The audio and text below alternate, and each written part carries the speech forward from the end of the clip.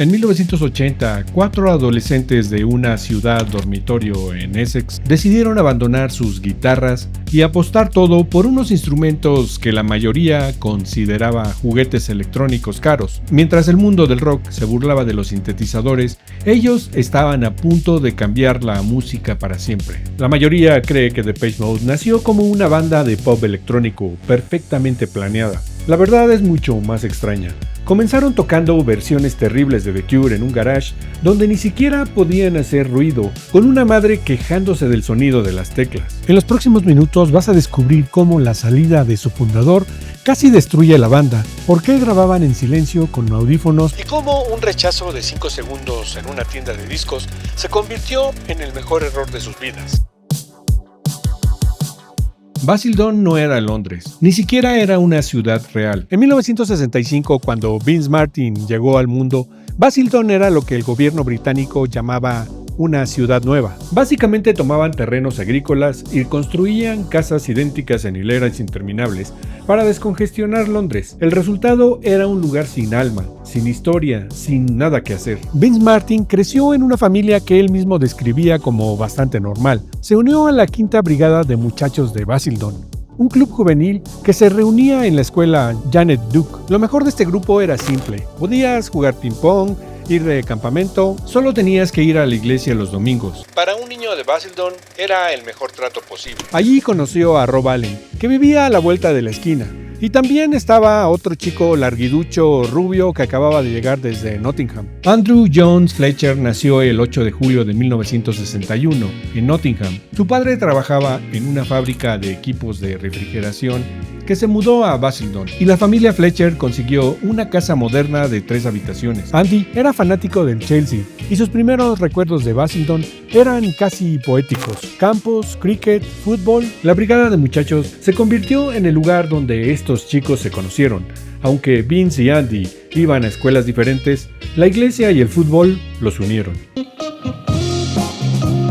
Cuando los padres de Vince se separaron, él tenía 11 años. Su madre se volvió a casar rápidamente y la familia se mudó a una casa de 3 pisos en el número 59 de Minchin, que estaba a tiro de piedra de la iglesia metodista St. Paul. Esta cercanía no fue casualidad. En la escuela secundaria Leydon High Road apareció un profesor de arte que Vince solo recuerda como el señor White. Tenía pelo largo y barba, algo poco común para esa época. No estaba claro por qué Vince pidió prestada una guitarra acústica en la escuela para asistir a las clases nocturnas del señor White. Vince aprendió guitarra en esas clases. Su amigo Rob, que siempre había tocado piano, comenzó a experimentar con él. Se reunían en el cuarto trasero de la casa de Rob. Tocaban covers terribles de Get Back de los Beatles y Pinball Wizard de The Who. Rob saltaba en su habitación queriendo ser Pete Townshend. Pero Vince era diferente. Era dolorosamente tímido y sensible, y eso influía en la música. Era gran fanático de Pink Floyd y de todas esas atmósferas. Los sábados por la noche, cuando los padres de Vince salían, Rob iba a su casa. Preparaban sándwiches, apagaban las luces, prendían incienso y escuchaban Uma Guma. Vince más tarde reveló que la obsesión con las cajas de ritmos vino de cuando escuchó por primera vez a OMD. Su método de trabajo era simple. Había algo en las listas de éxitos. Escuchaban el disco y sacaban los acordes. También compraban 2 revistas, Words y Disco 45, que eran como un smash hits temprano, así que tenían las letras de las canciones y les escribían acordes encima. Pero hay un detalle crucial que nadie menciona. Vince y Andy se habían convertido en cristianos renacidos desde los 11 años. Iban a Greenbelt cada año, un enorme festival de rock cristiano. Tenían una vida social activa que giraba alrededor de la iglesia. Vince y Andy estaban en el grupo de predicación, tratando de convertir a los no creyentes. Vince era el número 3 en la jerarquía local. Predicaban en las calles y en los clubs de café. Todos iban a Greenbelt. Tenían estos viajes a Londres, a estas grandes convenciones cristianas, en el Albert Hall. Iban de vacaciones juntos. Todo estaba muy orientado a la juventud.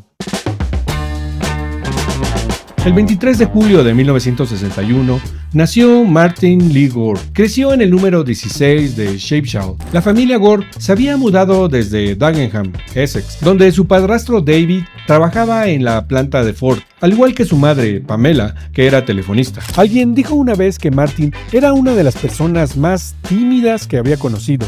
hasta que tomaba una copa. Esto encaja con el relato de Vince sobre su primer avistamiento de su futuro compañero de banda. Estaba caminando a su casa y Martin estaba inconsciente en los arbustos, justo afuera de su casa, sentado en su propio vómito después de una noche de fiesta. El interés de Martin en la música pop provenía de un par de cosas. Primero, estaba muy metido en la revista adolescente Disco 45. Un amigo le enseñó algunos acordes de guitarra y comenzaron a escribir canciones.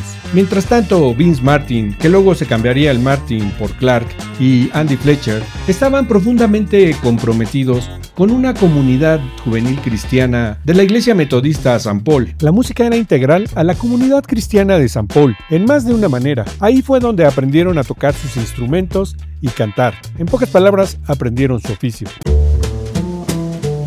Andy también estaba expresando interés en todo lo musical. Cuando tenían 16 años, Vince y Andy tenían un grupo llamado No Romance in China, que quería ser como The Cure. Estaban metidos en el disco Three Imaginary Boys. Vince intentaba cantar como Robert Smith. No Romance in China solo actuó una vez, en el pub Double Six. Solo tocaron 3 o 4 canciones. Escribieron su propio material, nunca hicieron covers. Vince fue rápido en detectar el potencial de su protegido bajista. Andy Fletcher era bastante bueno.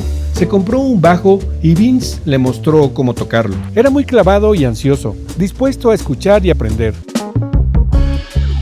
Martin Gore también había estado activo. Todavía era estudiante en Nicholas Comprehensive y tocaba regularmente la guitarra en una banda llamada Norman and the Worms. Martin iba a la iglesia metodista una vez al mes, era parte de una banda y tocaba la guitarra. Martin solo iba a cantar.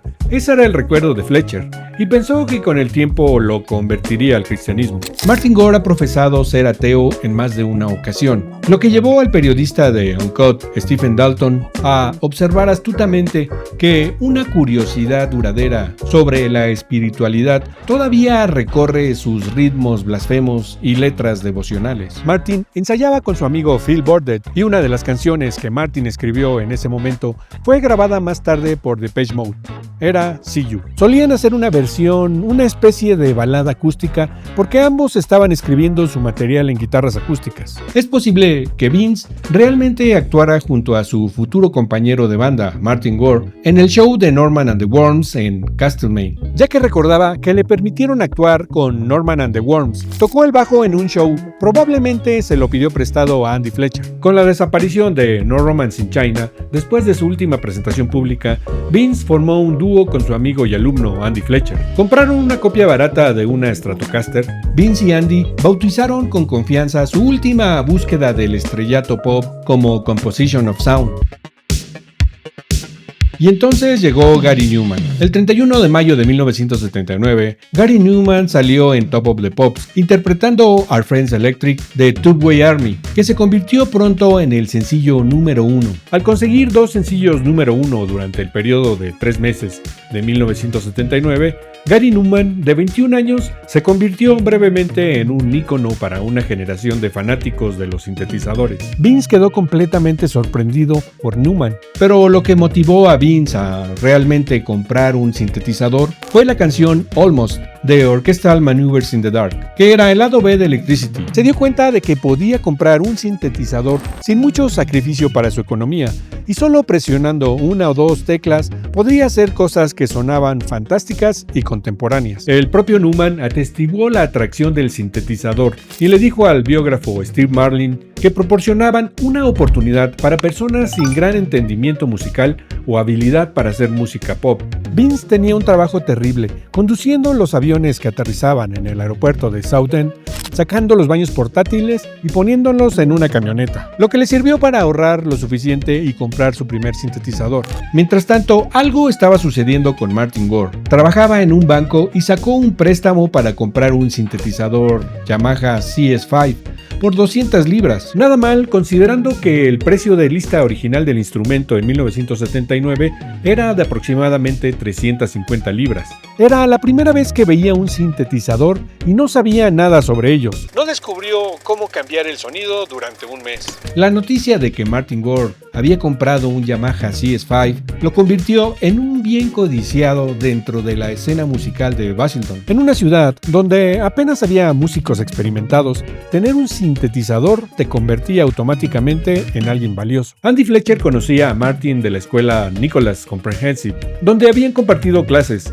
Aunque Martin era increíblemente tímido y reservado, Fletcher sabía que tenía talento musical. Cuando Vince y Andy estaban buscando expandir Composition of Sound, más allá de ser solo un dúo, la solución estaba a la vuelta de la esquina. Literalmente, Martin vivía en Shepshall, entre las casas de Vince y Rob Allen. Fletch hizo el primer acercamiento, aprovechando su conexión escolar con Martin. La propuesta era sencilla: ensayar juntos y ver cómo funcionaban como trío de sintetizadores, y eventualmente tocar en vivo. Para Martin, que todavía estaba tratando de encontrar su lugar en el mundo musical después de sus experiencias con Norman and the Worms y French Look, la invitación llegó en el momento perfecto. Lo incluyeron en la banda porque tenía un sintetizador, no por alguna otra razón, ciertamente no por su personalidad extrovertida. En ese momento la lógica era simple: necesitaban más texturas sonoras, más capas de sintetizadores para competir con las bandas que estaban surgiendo en la escena, y Martin tenía el equipo.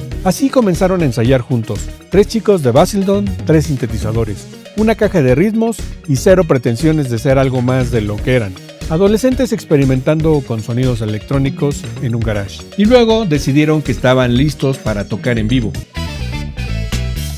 Pero faltaba la última pieza del rompecabezas. Dave Gahan nació en Chidwell, Essex, el 9 de mayo de 1962. Como sus futuros compañeros de banda, venía de un hogar roto. Sus padres se divorciaron cuando era muy joven, así que su mamá mudó a la familia a Basildon. Se volvió a casar y siempre pensó que su padrastro era su padre real. Pasó a mejor vida cuando David tenía 7 años. Otro shock esperaba a Dave y sus hermanos cuando su padre biológico, Len Gahan, apareció inesperadamente en la puerta. Tenía 10 años y cuando llegó a casa de la escuela, estaba un extraño en su casa. Su madre lo presentó como su padre real.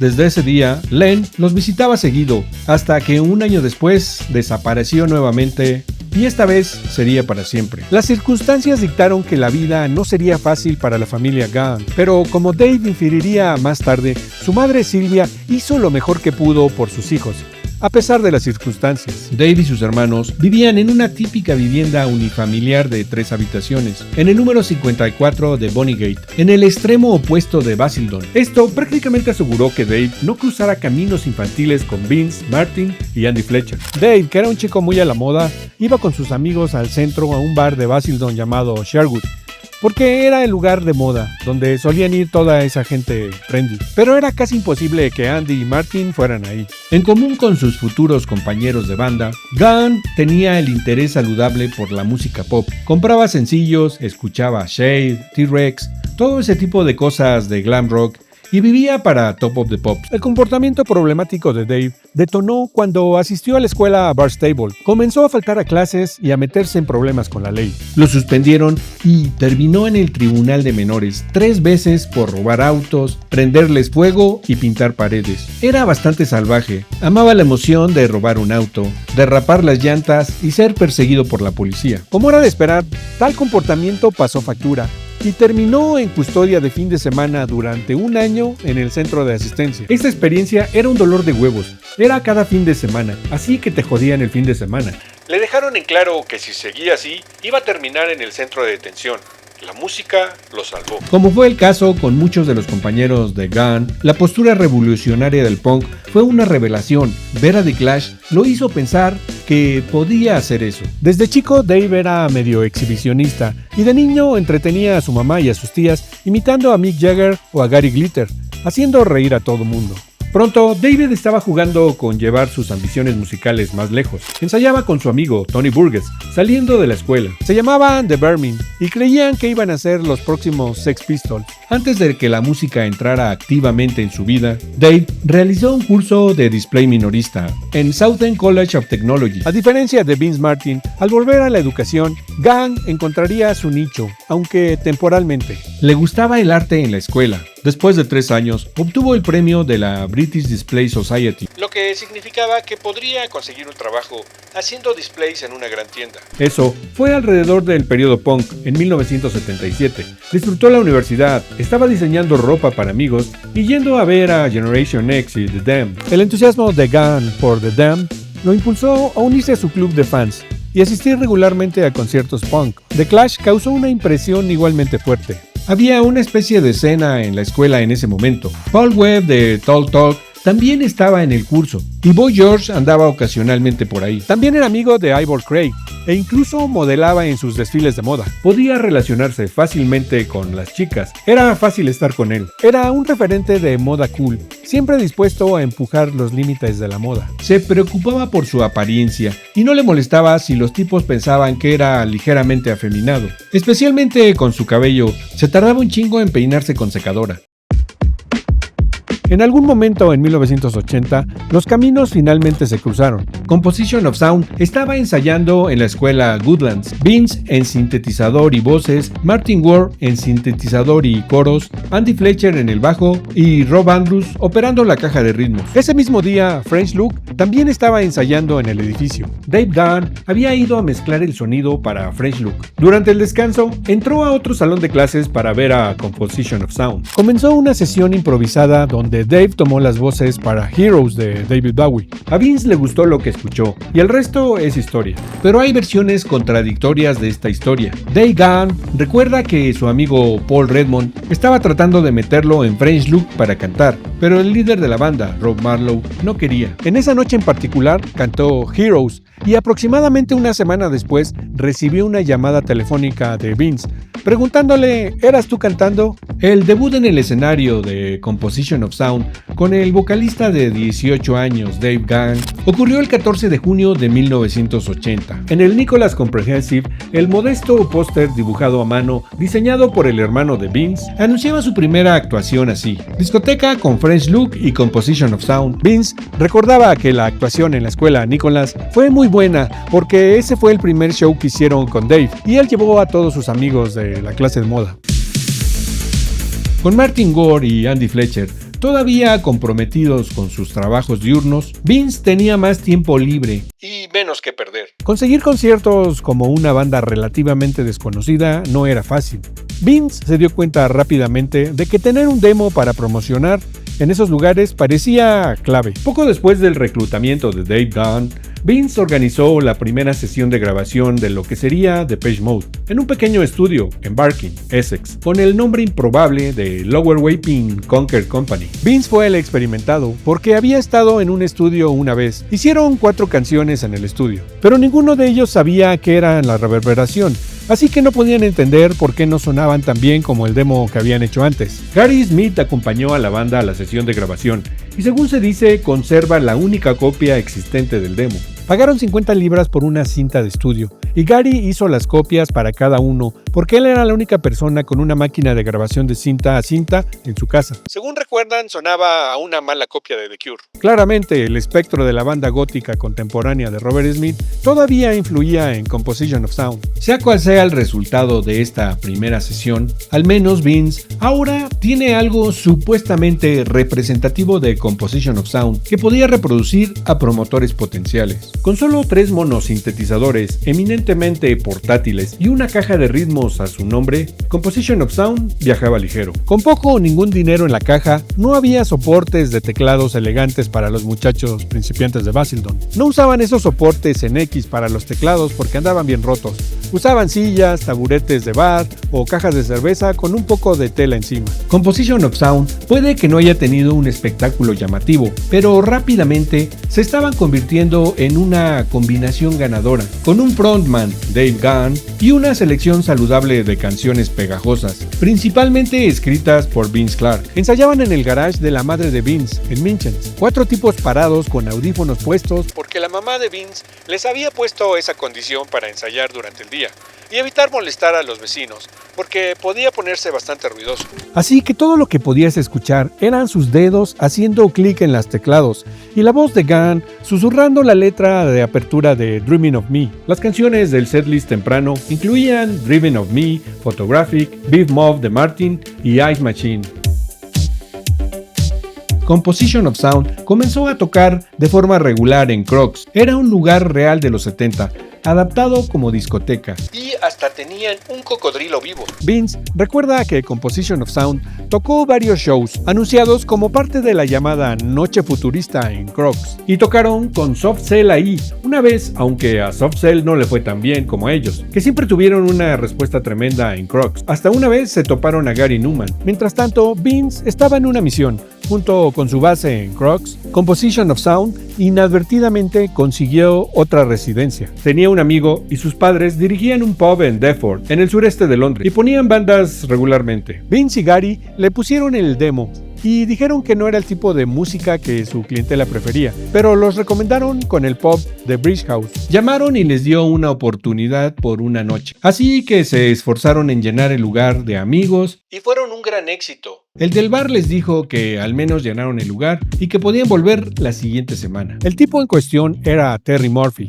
un promotor en The Bridge House, en Canning Town, Londres. En su momento, este pequeño lugar de capacidad para 350 personas fue uno de los conciertos en vivo más populares del circuito de pubs de Londres, un lugar donde tocaban bandas como Generation X y The Buzzcocks. El pop ligero de sintetizadores de Composition of Sound fue bien con los clientes exigentes de Murphy, gracias a las tácticas persuasivas de Dave. Y para su aparición el 29 de octubre de 1980 en el club de jazz Ronnie Scott en el Soho, en Londres, como parte de la Rock Night del lugar, se abandonó el nombre de Composition of Sound por un reemplazo ligeramente de moda, Depeche Mode. Martin Gore explicó el origen del nombre. El nombre de Depeche Mode viene de Dave. Estaba haciendo diseño de moda y display de vitrinas, y usaba la revista de moda francesa Depeche Mode como referencia, que significa moda rápida en francés. Y le gustó cómo sonaba. A Dave le cagaba que la gente pronunciara mal el nombre de la banda, e insistía que era Depeche, con la E silenciosa. La búsqueda de un contrato discográfico se convirtió en una misión desesperada para Dave Gahan y Vince Clarke. Durante un solo día agotador, los dos visitaron aproximadamente 12 compañías discográficas en Londres, cargando su demo de un lugar a otro. La mayoría ni siquiera se molestó en escucharla completa. Rogue Trade era su última carta. Después de tantos rechazos, la tienda de discos independiente de Blenheim Crescent representaba su esperanza final. Dave y Vince pensaron que si alguien iba a entender su propuesta electrónica, serían ellos. Después de todo, Rogue Trade trabajaba con bandas experimentales y poco convencionales. Vince Clarke recordaba la experiencia con una mezcla de nostalgia y frustración. Fueron vestidos con toda su indumentaria futurista, completamente convencidos de que esa sería una oportunidad. Lo que más apreciaron fue que las personas de Rogue Trade al menos tuvieron la cortesía de sentarse y escuchar la cinta completa en su oficina. Dave y Vince pensaban que si alguien iba a entender su propuesta electrónica, serían ellos. Después de todo, Rogue Trade trabajaba con bandas experimentales y poco convencionales. Los ejecutivos de Rogue Trade estaban disfrutando la sesión. Dave y Vince intercambiaron miradas de esperanza. Esto tenía que ser una buena señal. Cuando terminó la cinta, los comentarios fueron educados pero definitivos. Eso es bastante bueno. Tienen algo interesante aquí, pero simplemente no es para Rogue Trade. Justo cuando estaban a punto de marcharse con las manos vacías, alguien en Rogue Trade mencionó algo. Conocían a un tipo que acababa de lanzar su propio sello discográfico independiente, Mule Records. Se llamaba Daniel Miller. Tal vez a él le podría interesar su sonido. Deberían intentar hablar con él. La ironía es que Daniel Miller estaba en ese preciso momento en la tienda. Scott llamó a Daniel. Ven a conocer a estos tipos, podrías estar interesado en lo que hacen, le dijo. Daniel Miller caminó hacia donde estaba Dave y Vince, y lo que vio no le impresionó en absoluto. Años después, recordaría con brutal honestidad ese primer encuentro. Allí estaban estos chavos neorrománticos con granos en la cara, vestidos con toda esa estética futurista que él detestaba con pasión en ese momento. Daniel tenía un problema técnico urgente que necesitaba resolver. Los miró literalmente 5 segundos, cerró la puerta y salió sin decir nada. Dave y Vince pensaron que era un mamón. Lo que ninguno de los dos sabía en ese momento era que este rechazo de 5 segundos no sería sería el fin de la historia. Solo necesitaban una segunda oportunidad para demostrarlo. La noche del 11 de noviembre de 1980 en The Bridge House se convertiría en el momento que cambió todo para Depeche Mode. Acababan de terminar su set como teloneros de Fat Gadget cuando dos figuras aparecieron en el backstage, ambas con ofertas sobre la mesa. El primero fue Steve-O, el excéntrico promotor detrás del sello Some Bizarre. Su propuesta era directa y tentadora. Estaba organizando el tour de Some Bizarre y quería a Depeche Mode en él, pero más allá del tour, tenía algo más grande que ofrecer: un contrato discográfico con Some Bizarre. Y como cereza del pastel, les prometió conseguirles un espacio de apertura con Ultravox, una de las bandas electrónicas más grandes del momento. Pero 4 chicos de Basildon sin representación ni experiencia en la industria era una oferta que sonaba demasiado buena para ser verdad. Pero entonces apareció Daniel Miller, el mismo tipo que los había rechazado en 5 segundos en la tienda Rogue Trade semanas atrás. Ahora estaba ahí en el backstage con una expresión completamente diferente. Daniel Miller había reservado esa noche en The Bridge House para ver a su artista Fat Gadget.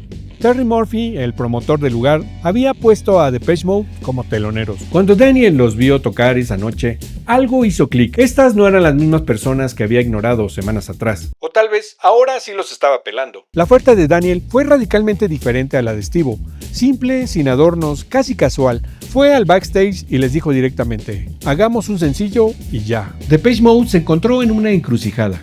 Por un lado, Steve-O ofrecía un paquete completo: tour, contrato, shows con Ultravox. Por el otro, Daniel Miller ofreció solo un sencillo, sin compromisos, sin garantías. Vince Clarke recordaría más tarde que fue una decisión realmente difícil. Tenían que elegir entre una oferta glamurosa y la oferta honesta, entre las promesas grandes y el trato simple. Por alguna razón que ni ellos mismos podrían explicar completamente, en ese momento decidieron ir con Daniel Miller. Habrían firmado cualquier trato, solo querían sacar un disco. Pero hubo algo en Daniel Miller que les generó confianza. La banda estuvo de acuerdo en que era él en el que realmente podían confiar. Habían pasado solo cuestión de semanas, tal vez un par de meses, desde aquel desastroso encuentro de 5 segundos en Rogue Trade. Las dos cosas, el rechazo anterior y este show, no habían conectado en la mente de Daniel en absoluto, hasta que los vio en el escenario. Su propuesta era transparente: hagamos un sencillo y veamos qué pasa. No quería atarlos a compromisos largos,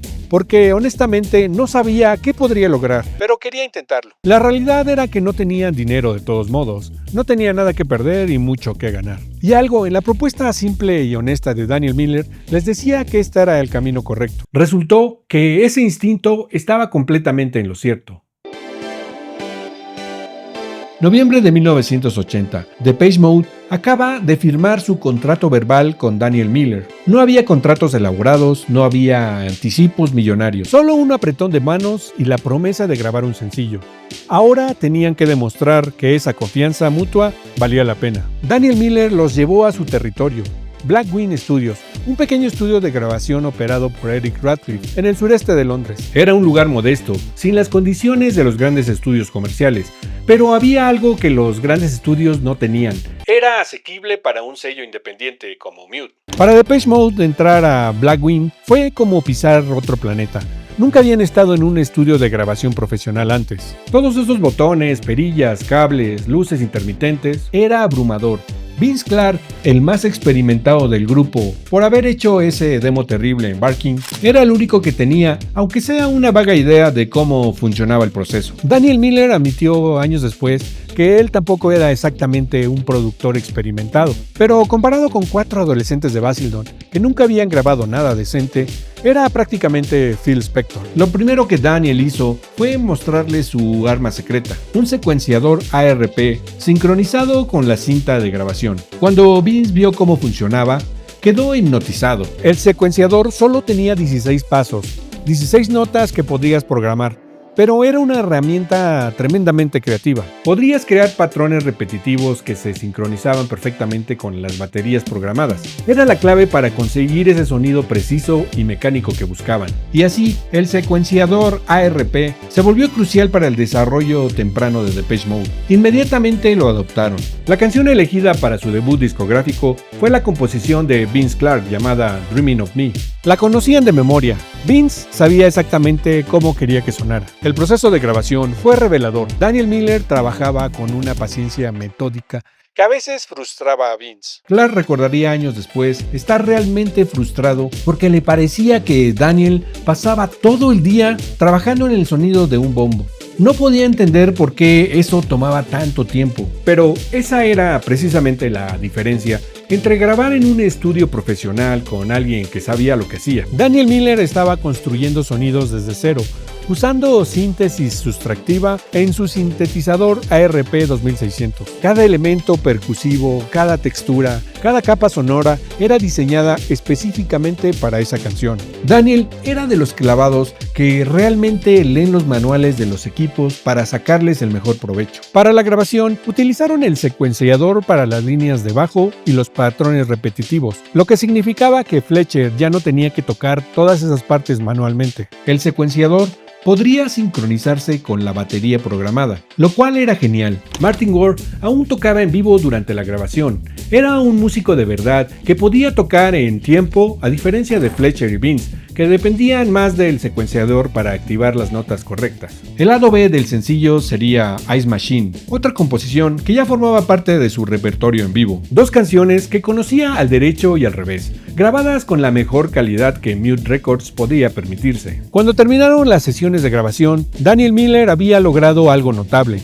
Había tomado las ideas crudas de estos 4 chicos de Basildon y las había convertido en algo que sonaba profesional, contemporáneo y único. Los sonidos de batería que creó, especialmente ese bombo que tomó todo el día, eran diferentes a cualquier cosa que se había escuchado en la radio en ese momento. La banda llegaría a agradecer profundamente esa meticulosidad de Miller. El resultado final lo justificaba todo. El dominio de Daniel del ARP 2600 le dio a Depeche Mode una ventaja sonora sobre sus rivales. Sus sonidos eran únicos y, lo más importante, podrían resistir la prueba del tiempo, algo que no se podría decir de muchas cajas de ritmos comerciales de esa época, que sonaban idénticas en todos los discos. Dreamin' on Me fue lanzado el 20 de febrero de 1981 por el sello Mute Records. Las primeras reseñas llegaron rápidamente. Betty Page de Sounds, que se convertiría en una de las primeras defensoras de la banda, escribió que era profunda, significativa, pesada y artística. No fueron reseñas que gritaran obra maestra, pero eran positivas. Y más importante aún, la canción entró en rotación en las estaciones de radio. Los DJs de BBC Radio 1, Peter Powell y Richard Skinker, empezaron a tocar Dreamin' of Me en sus programas. Para una banda completamente desconocida, en un sello independiente minúsculo, conseguir reproducciones en la BBC era enorme. Significaba que miles, potencialmente millones de personas escucharían su música. Varias semanas después de su lanzamiento, Dreamin' of Me alcanzó el número 57 en las listas de sencillos del Reino Unido. Para los estándares de un sello importante, era un fracaso. Para Mute Records y Depeche Mode, era un triunfo absoluto. Mute Records carecía del músculo financiero y la red de distribución de los sellos importantes. No tenía representantes de ventas en cada tienda de discos del país. No podía pagar anuncios en revistas musicales. Pero habían logrado que una canción de 4 adolescentes desconocidos de Basildon entrara en las listas de popularidad. Y había algo que demostraba que este éxito no era casualidad. Dreamin' of Me llegó al número 1 en las listas de sencillos independientes de Sounds. Y no solo eso, se mantuvo en esa lista durante meses. Para septiembre de 1981 todavía estaban en el puesto 27. Al final del año serían declarado el sencillo independiente número 1 de 1981. Para Depeche Mode, ese primer sencillo representaba algo más que números en una lista. Era la validación de que su visión funcionaba. Era la prueba de que podían hacer música relevante sin guitarras, sin batería real, sin seguir las reglas establecidas del rock. Pero lo que no sabían era que esto era solo el principio. Las discográficas importantes estaban prestando atención y pronto tendrían que tomar decisiones que definirían el resto de su carrera. El éxito de Dreamin' of Me trajo consecuencias inesperadas. De repente, 4 adolescentes de Basildon, que semanas atrás no podían conseguir que alguien escuchara su demo, se encontraban siendo cortejados por las grandes discográficas de Londres. Varios sellos importantes empezaron a aparecer en sus conciertos. Les ofrecían sumas de dinero que simplemente no podían comprender en ese momento. Vince estaba viviendo del subsidio de desempleo del gobierno. Dave todavía estaba en la universidad. Martin y Andy iban cada día a trabajar en bancos y compañías de seguros, solo para sobrevivir hasta el próximo día de pago. Y allí estaban estos ejecutivos con trajes caros, ofreciéndoles cifras exorbitantes. Pero entonces intervino algo crucial, la voz de la razón y una lealtad poco común en la industria musical. Hubo mucha introspección en la banda durante esos días. Largas conversaciones sobre qué hacer, a quién creer, qué camino tomar. Fue principalmente Vince quien decidió que deberían quedarse con Mute. Era una madurez sorprendente para alguien tan joven. Vince Clarke tenía apenas 20 años, pero entendía algo fundamental. El dinero rápido podría ser tentador, pero el control creativo era invaluable. El trato que finalmente acordaron con Daniel Miller era notablemente justo, especialmente considerando que se consumó con un simple apretón de manos. Era básicamente un acuerdo 50-50. Mute pondría la mitad de los costos de grabación, manufactura y todo lo demás. Luego el disco se ponía a la venta y después de pagar todos los gastos, lo que quedaba, la ganancia, se dividía 50-50. Era el mismo trato que Vince mantendría durante toda su carrera. Daniel lo basó en Rough Trade. Así era como funcionaban sus tratos. Era revolucionario para la época. Los contratos típicos de las grandes discográficas eran laberintos legales diseñados para beneficiar a la compañía. Los artistas frecuentemente terminaban debiendo dinero a sus propios sellos después de años de trabajo, pero este trato era transparente, justo y sobre todo basado en la confianza mutua. Cuando llevaron por primera vez Dreaming of Me a su promotor radial Neil Farris y les dijo que era increíble, realmente no le creyeron. Aprendieron mucho de Dreaming of Me, entraron al estudio y simplemente hicieron un mejor trabajo en New Life. Y New Life estaba a punto de demostrar que Dreaming of Me no había sido un golpe de suerte. New Life fue lanzado el 13 de junio de 1981, acompañada de una portada en blanco y negro llamativa. El diseño fue obra de Rodney Martin, el hermano menor de Vince, que estaba estudiando arte. Nada de fotos glamurosas de la banda, nada de poses estudiadas. El arte conceptual puro que se convertiría en una marca registrada de Depeche Mode. Las reseñas de la prensa musical para New Life fueron en gran medida positivas. 3 semanas después de su lanzamiento, New Life irrumpió en el top 30 del Reino Unido. Lo que era aún más significativo era que fue transmitido en BBC Radio 1, junto con Computer Love de Kraftwerk, los pioneros electrónicos alemanes que habían inspirado a toda esta generación de músicos de sintetizador. Para Depeche Mode era como ser validados por los dioses del Olimpo electrónico. Dave Gahan colocaría a Computer Love en el tercer lugar de su top 10 de todos los tiempos para Smash Hits en el 81, explicando que la belleza de los discos de Kraftwerk era que son tan simples y aún así geniales. Nadie había anticipado que Depeche Mode explotaría de esta manera. Dreaming of Me entrando en las listas había sido emocionante, pero cuando llegó New Life y escaló aún más alto, quedó claro que esto no era un golpe de suerte. La banda se había ido a las grandes ligas. Lo que realmente cambiaría todo para Depeche Mode no era solo el éxito en las listas, era lo que ese éxito les traería, su debut en Top of the Pops. El 16 de julio de 1981, Depeche Mode apareció por primera vez en Top of the Pops, el programa de música más monitoreado nacionalmente en el Reino Unido. Para cualquier banda británica de la época, aparecer en Top of the Pops era el momento que definía si eras real o no. Era donde las bandas se convertían en estrellas, donde los sueños se hacían realidad o se destrozaban bajo la presión. Martin Gore admitió que no durmió ni un minuto la noche anterior. Tenía 18 o 19 años y Top of the Pops era el programa de ese momento. Estaban absolutamente nerviosos, no podían recordar mucho sobre la actuación en sí. Dave Gahan tenía recuerdos igualmente intensos. Realmente no podía creer que era su disco el que estaba subiendo en las listas. Fue una experiencia bastante estresante verlo trepar cada semana, incluso escucharlo en la radio los emocionaba. Cada vez que lo escuchaban y no estaban juntos, se llamaban por teléfono para asegurarse de que todos estaban escuchando. El contraste entre Depeche Mode y sus contemporáneos exitosos era notable.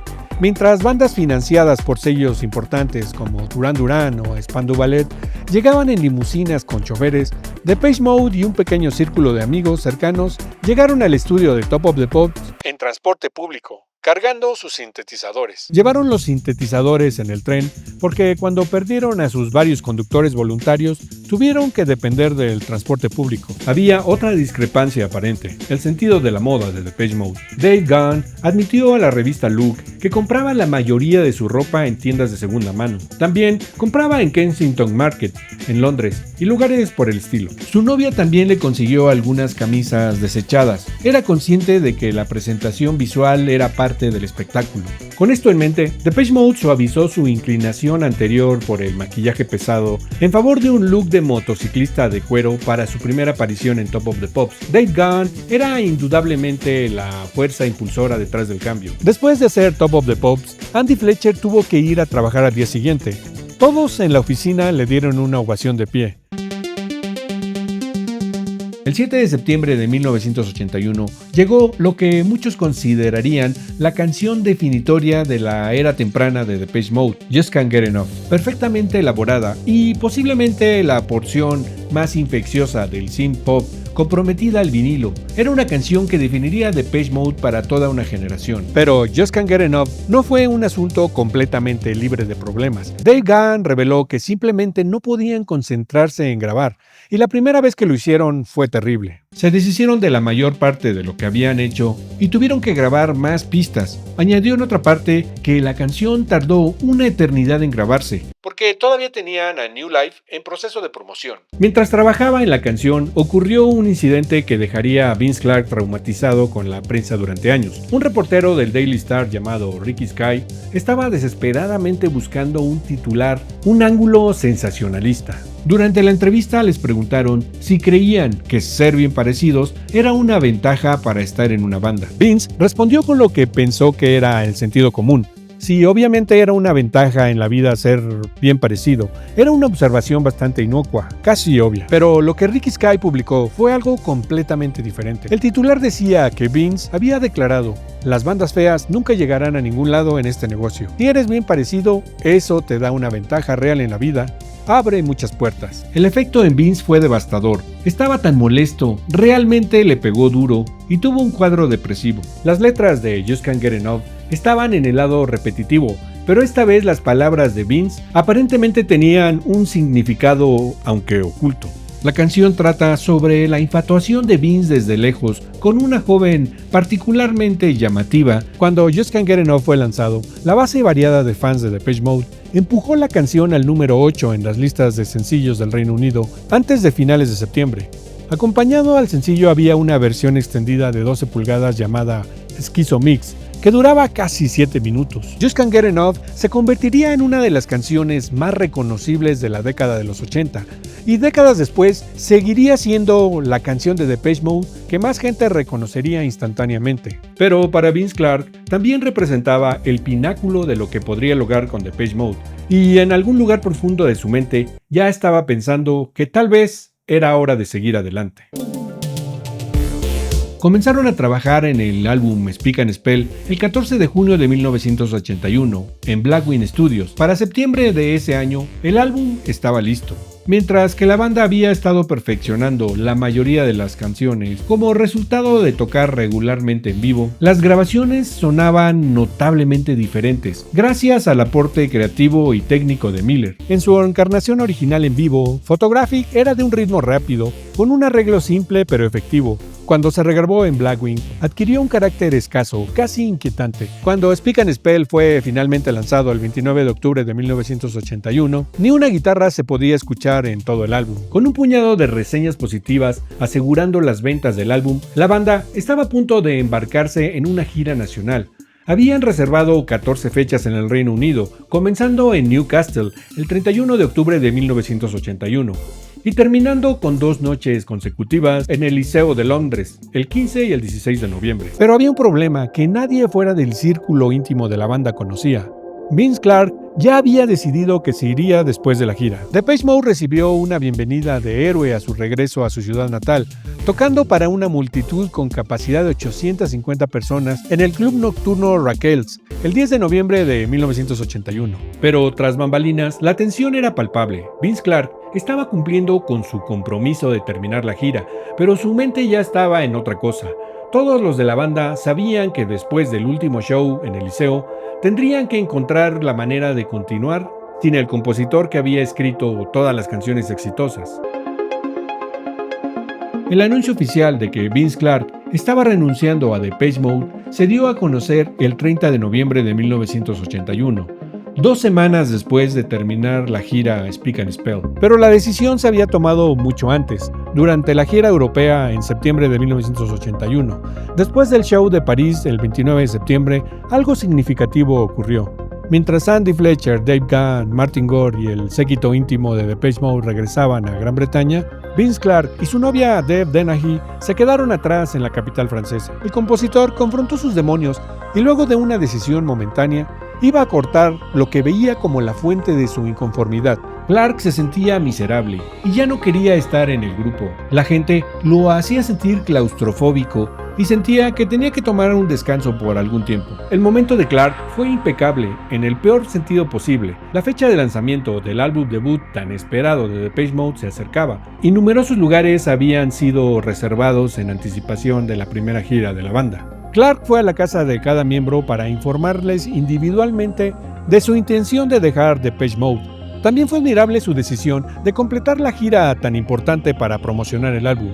El 3 de diciembre de 1981 marcó el compromiso final de Clarke con Depeche Mode, con un concierto único en Chichester filmado para la televisión. Cuando se le preguntó sobre las secuelas inmediatas de dejar la banda, que había fundado apenas 2 años antes, Clarke admitió su culpa y les dijo que si estaban interesados, escribiría para ellos. Entonces, ¿por qué Vince Clarke eligió irse de la banda en la que había trabajado tan duro para ser exitosa en el preciso momento en el que parecían que las cosas estaban a punto de despegar? Clarke explicó que nunca esperó que la banda se volviera tan exitosa. No se sentía feliz. Todas las cosas que habían venido con el éxito de repente se habían vuelto más importantes que la música. Además, sentía que él era la persona que hacía la mayor parte del trabajo y era la más comprometida con la banda, y pensó que podía hacerlo todo sin ayuda de los demás. Para Gore, personalmente, la salida de Vince resultó ser algo transformador. Martin Gore se vio forzado a tomar el asiento de la composición. Su estilo de escritura cambió desde que comenzó a escribir más en serio. En cierta manera era menos pop, menos inmediatamente pegajoso, pero tenía una profundidad emocional que las canciones de Vince raramente tocaban. La respuesta llegó rápidamente. Continuarían, pero primero necesitaban encontrar a alguien que pudiera tocar los sintetizadores en vivo, mientras Martin Gore asumía las responsabilidades de composición. Pusieron un anuncio en Melody Maker con algo como "Grupo electrónico necesita nuevo tecladista", y lo gracioso era que tenían que ser menores de 21 años. Ese anuncio atraería a alguien que cambiaría Depeche Mode para siempre, alguien que tenía habilidades musicales que ninguno de ellos poseía. Su nombre era Alan Wilder y estaba a punto de mentir sobre su edad para conseguir el trabajo. En enero de 1982, el servicio de información de Depeche Mode hizo un anuncio cauteloso a sus fans. Vince Clarke había dejado Depeche Mode. La razón para irse era que deseaba concentrarse en ser simplemente compositor y sería reemplazado para apariciones en vivo. Un mes después llegó la noticia del reemplazo de Vince. Se complacían en anunciar que habían encontrado al cuarto miembro de Depeche Mode. La posición como tecladista y vocalista, que quedó vacante después de la partida de Vince antes de Navidad, había sido ocupada por Alan Wilder. Alan había tocado con muchas bandas y era un experimentado intérprete del sintetizador. Aunque su posición aún no era permanente, estaría tocando con Depeche Mode durante sus giras británicas y europeas. Pero había un problema con este anuncio. Alan Wilder tenía 23 años y el anuncio específicamente decía que el candidato debía ser menor de 21 años. Alan Wilder había nacido el 1 de junio de 1959 en Hammersmith, West London. Su padre le exigía ir a la iglesia bautista todos los domingos hasta que tuvo 16 años. Durante la adolescencia, la escuela pronto también se convirtió en algo difícil de soportar. Lo único en lo que sobresalió fue en música. Consciente de sus talentos desde una edad relativamente temprana, Wilder afirmaba tener un sentido casi sereno de hacia dónde quería que lo llevara la vida. Siempre tuvo total convicción de que llegaría a algún lugar en la industria de la música. Después de varios proyectos musicales fallidos, con nombres como The Hitmen y Real to Real, Wilder estaba en su estado acostumbrado, arruinado, aburrido y hojeando los clasificados del Melody Maker, vio un anuncio y solicitó la audición. Alan Wilder estaba bastante decepcionado al descubrir que Depeche Mode era la banda conocida para la que estaba haciendo la audición. No estaba demasiado emocionado con el aspecto pop simplista del sonido, pero podía ver que había algo en el enfoque y el uso de la electrónica. Además, necesitaba el dinero. Después de confesar su edad real durante el proceso de audición, la honestidad de Wilder fue recompensada con que le dieran el trabajo a prueba. Inicialmente lo emplearon como una especie de miembro a tiempo parcial, realmente alguien que podía aparecer en los programas de televisión, que podía ir de gira y tocar las partes en vivo, pero no participó en ninguna sesión de estudio durante un tiempo. Durante otros 9 meses. Cuando llegó el momento de grabar el segundo álbum, Wilder pensó que finalmente sería incluido. Había hecho su parte. Había demostrado su valor en el camino, tenía algo que contribuir, pero Daniel Miller y la banda decidieron que no. Así que mientras Depeche Mode entraba al estudio para grabar lo que se convertiría en A Broken Flame, Alan Wilder se quedaba afuera, esperando, preguntándose si alguna vez sería realmente aceptado como un miembro completo de la banda, que había ayudado a mantener en el camino, después de que su fundador los abandonó. La respuesta a esa pregunta tardaría casi un año completo en llegar, pero cuando finalmente llegaría, Alan Wilder demostraría ser mucho más que un simple reemplazo para Vince Clarke. Se convertiría en la pieza que Depeche Mode no sabía que necesitaba. Mientras Depeche Mode disfrutaba su momento, Vince Clarke no estaba quieto. Tenía una canción nueva llamada Only You y necesitaba una voz que pudiera darle vida. No cualquier voz, una voz especial. El nombre de Alison Moyet apareció en las páginas de Melody Maker. Ella había puesto un anuncio buscando una banda de rhythm and blues. Era una solicitud extraña considerando lo que Vince tenía en mente, pero él conocía algo que otros no. Alison tenía una voz extraordinaria. Vince la conocía de años atrás, habían crecido en la misma escena de Basildon. Alison había tocado con Rob Allen en The Vandals. Todo mundo le tenía un poco de miedo porque había estado en bandas punk y tenía esa actitud desafiante. Vince nunca había hablado realmente con ella, pero sabía que podía cantar como nadie más en Essex. Así que hizo algo atrevido. Respondió al anuncio de Alison con total honestidad. Le dijo que acababa de hacer un álbum con su banda, que no era exactamente una banda de blues, pero que tenía esta canción y necesitaba que alguien la cantara. Alison aceptó, y cuando cantó Only You en esa primera sesión, Vince supo que había encontrado oro. Así nació Yazoo, un dúo de synth pop que combinaría las melodías pegajosas características de Clarke con una voz poderosa que nadie esperaba. Era una forma completamente diferente a Depeche Mode, más cruda, más emotiva, más contrastante. Daniel Miller, siempre con ojo para el talento inusual, firmó a Yazoo en Mute Records. Esto significaba algo extraordinario. El sello ahora tenía tanto a Depeche Mode como el nuevo proyecto del fundador de Depeche Mode. Era una situación potencialmente incómoda. Y estaba a punto de ponerse mucho más incómoda. Only You fue lanzada como el primer sencillo de Yazoo, y no solo fue un éxito masivo. El 17 de abril de 1982 alcanzó el número 2 en las listas de sencillos del Reino Unido. Mejor que cualquier sencillo que Depeche Mode hubiera lanzado hasta ese momento. La prensa musical británica estaba de suerte. Aquí tenían una narrativa perfecta. El fundador genio, abandonando su banda exitosa, forma un nuevo proyecto e inmediatamente supera a sus excompañeros. Era el tipo de drama que vendía muy bien en las revistas. Pero había una ironía deliciosa en toda esta situación. Yazoo también estaba grabando en Blackwing Studios, el mismo lugar donde Depeche Mode había hecho Speak and Spell. De hecho, Yazoo nombró su álbum debut Upstairs at Eric's, en reconocimiento al dueño del estudio, Eric Radcliffe. La diferencia era el horario. Daniel Miller estaba concentrado en Depeche Mode durante las horas normales de estudio, y el proyecto Fat Gadget tenía prioridad durante el día. Entonces, ¿qué hizo Yazoo? Grababan a tarifas reducidas, en horarios que Vince describió como ridículos. Pero esas horas ridículas produjeron resultados extraordinarios. Upstairs at Eric's fue lanzado en agosto de 82 y navegó directo al número 2 en las listas de álbums de Reino Unido. Era un éxito comercial que rivalizaba e incluso superaba lo que Depeche Mode estaba logrando en ese momento. Para todos los integrantes de Depeche Mode, el éxito de Yazoo era imposible de ignorar. Cada vez que encendían el radio, ahí estaba Vince. Cada vez que miraban las listas, allí estaba Yazoo. Era un recordatorio constante de lo que habían perdido cuando su fundador se fue. Pero también era algo más, era motivación, era el fuego que necesitaba para demostrar que Depeche Mode no era solo Vince Clarke escribiendo canciones pegajosas, que había algo más profundo, más duradero en lo que hacían. La pregunta era, ¿podrían demostrarlo? ¿O Vince Clarke había sido realmente el único integrante esencial? La respuesta llegaría pronto, pero primero tenían que terminar de grabar su primer álbum sin él. La presión era inmensa. El mundo estaba observando. Martin Gore había invertido en un nuevo sintetizador, un PPG Wave 2, de los especialistas alemanes Pan Productions, que costó aproximadamente 3,000 libras. Este sería el sonido que definiría su primera canción sin Clarke. See You fue lanzada el 29 de enero de 1982. La canción presentaba las armonías vocales que ya eran características de Depeche Mode, pero había algo diferente. Era menos pop que las canciones de Vince. Era más introspectiva. En un gesto de elegancia poco común en la industria musical, Vince Clarke envió un mensaje de felicitación a sus ex colegas, diciéndole a la prensa que pensaba que See You era lo mejor que habían hecho. Y los números le dieron la razón.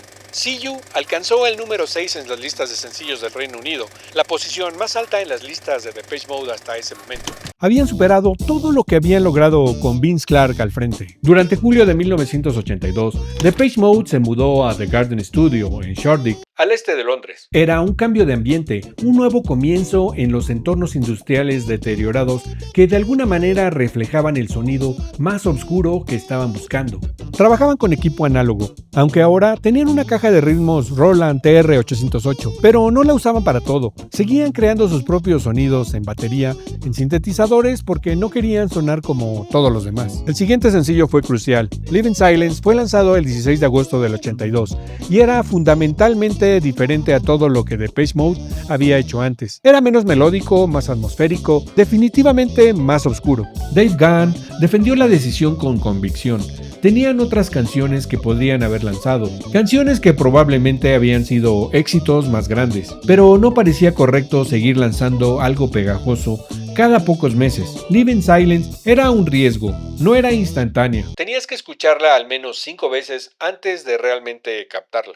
Para un sello discográfico importante, esto habría sido considerado como un suicidio comercial, pero Mute Records los apoyó completamente. Daniel Miller les dio la libertad creativa que ningún sello grande les hubiera dado. Y aquí está el punto clave. Live in Silence no fue el éxito masivo que esperaban, pero se convertía en algo más importante. Años después sería considerado un punto de inflexión significativo en la historia de Depeche Mode. La encrucijada que los llevó hacia los paisajes sonoros más oscuros y eventualmente se convirtieron en su marca registrada. Se hizo otro video promocional para la canción, dirigido nuevamente por Julian Temple. Mostraba a los 4 miembros de la banda rompiendo rítmicamente objetos domésticos en una cinta transportadora. Alan Wilder reflexionaría años después. Básicamente todos los videos de Julian Temple fueron un desastre colectivo. Eran muy ingenuos en esos días y el video era un género nuevo. Cuando A Broken Flame fue lanzado el 27 de septiembre de 1982, las críticas fueron brutales. Jim Bray de Record Mirror escribió que Depeche Mode había estado volviéndose predecible, seguro y agotador. El espectro de Vince Clarke seguía burlándose de ellos. Upstairs at Eric's de Yazoo había llegado al número 2 en las listas, superando fácilmente el desempeño de A Broken Flame. Pero aquí está lo interesante. A Broken Flame alcanzó el número 8 en las listas del Reino Unido, superando en realidad a Speak and Spell por 2 posiciones. No era un fracaso comercial, solo se sentía así bajo el peso de las expectativas y las comparaciones constantes con Yazoo. Martin Gore admitió que fue difícil escribir un álbum completo bajo presión. La mitad de las canciones fueron escritas directamente en el estudio. No era ideal, pero salieron bien. Una cosa que A Broken Flame tenía a su favor era la portada llamativa, diseñada por Martin Arkin. Era poderosa, misteriosa, completamente diferente al cisne relleno en una bolsa de plástico, que había sido la portada del Speak and Spell. Fue un álbum para sacudirse el fantasma de Vince. Habían demostrado un punto crucial, que Depeche Mode podría cambiar musicalmente por sí mismos. sin necesidad de traer a alguien más para guiarlos. Habían grabado a Broken Flame específicamente con eso en mente. Y ahora que habían establecido ese punto, se sentían libres de hacer oficial algo que había estado en proceso durante meses. En octubre de 1982, el servicio de información de Depeche Mode hizo un anuncio que cambiaría todo. Alan Wilder era ahora un miembro permanente de Depeche Mode. De ahora en adelante se uniría a Dave, Martin y Andy en el estudio. Depeche Mode finalmente era un cuarteto otra vez, pero esta vez era diferente. Esta vez no había un líder claro, era una banda de 4 miembros que tenían que aprender a trabajar juntos como iguales, y eso presentaría desafíos completamente nuevos. Pero también abriría posibilidades que nunca habían imaginado, porque Alan Wilder traía habilidades que ninguno de ellos tenía, y en el próximo álbum finalmente lo dejarían demostrarlo. La gira a Broken Flame duraría en efecto desde octubre del 82 hasta marzo del 83, por mucho el tramo de actuaciones más larga emprendida por el cuarteto hasta esa fecha. Regresando a suelo británico, Depeche Mode estaba de vuelta en Blackwing Studios, grabando un nuevo sencillo, Get the Balance Right, con el equipo habitual, Daniel Miller, Eric Radcliffe y John Fryer. Esta vez Alan Wilder fue incluido en la sesión de grabación en diciembre de 1982,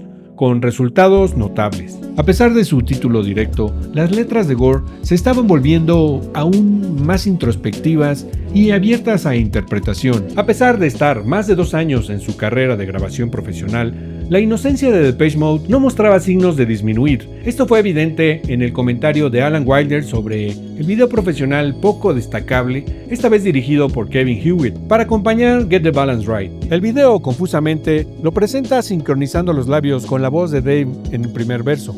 Esto pasó porque el director realmente no sabía quién era el cantante de la banda y por alguna razón pensó que era él. Como indicación de su ingenuidad, estaban demasiado avergonzados para señalar el error. El corte final se quedó así hasta el día de hoy. Cuando Get the Balance Right fue lanzado el 31 de enero del 83, la crítica lo destrozó. Si la banda alguna vez volvía al top 10, quedaba por verse. Pero esta es solo la primera parte de la historia. Después de A Broken Flame, vendría un cambio radical en el sonido de Depeche Mode, y la banda dejaría atrás para siempre las etiquetas de pop electrónico ligero. La pregunta que te dejo es esta: ¿crees que Depeche Mode hubiera llegado hasta donde está sin la salida de Vince Clarke? ¿Fue realmente una bendición disfrazada o perdieron algo esencial en el camino?